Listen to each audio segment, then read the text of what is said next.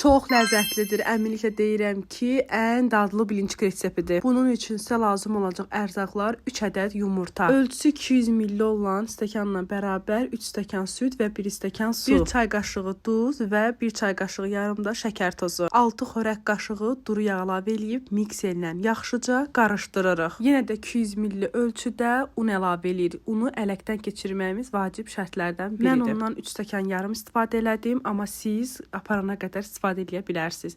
Daha sonra unu da yaxşıca qarışdırırıq və bu kıvama gəldikdən sonra tavamızı yaxşıca qızdırırıq. Biraz yağ əlavə edib gördüyünüz qaydada artıq başlayırıq bişirməyə. Mənim ən zövq aldığım bölmə məhz bilinçiki bişirməkdir. O qədər zövq alıram ki, sanki əsəblərim sakitləşir. Çox sevirəm bilinçik bişirməyi.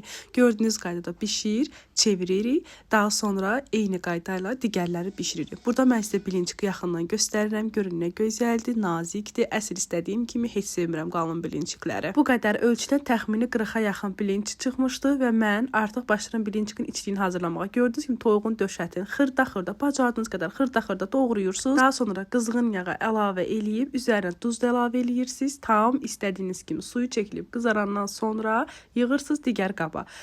Bu digər tərəfdə eyni qayda ilə soğanı xırda-xırda doğrayıb qovurursunuz. O da qızarandan sonra yığıb eyni qayda ilə göbələk eləyirsiniz. Hər birisini ayrı-ayrı qızartdıqdan sonra bir-birinə qatıb qoyuram soymağa. Soyandan sonra gördüyünüz mayonezi əlavə eləyirəm. Bu mayonez daha yaxşıdır. Mayonezi əlavə etdikdən sonra qarışdırıb və bilinçiklərin arasına başlayıram yığmağa. Həmin yerləri də sizə göstərirəm. Bu yerdən də ayrıca zövq alıram. Çox sevirəm ümumiyyətlə bilinçiki. Dəhşət dərəcədə bizim də dəhşət sevilir bilinçik. Əminəm ki, sizin də evinizdə məhz bu içlik və bu dadla çox seviləcək.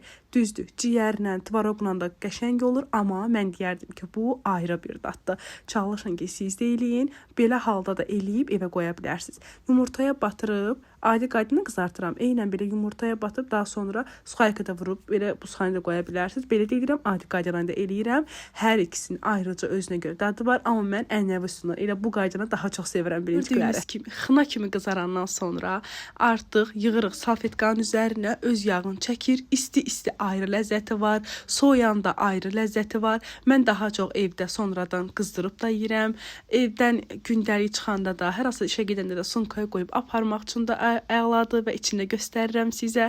Həqiqətən də superdir. Bir neçə içini hazırlaya bilərsiniz. Hazırlayacaq olacaq hər kəsə indidən nuş olsun.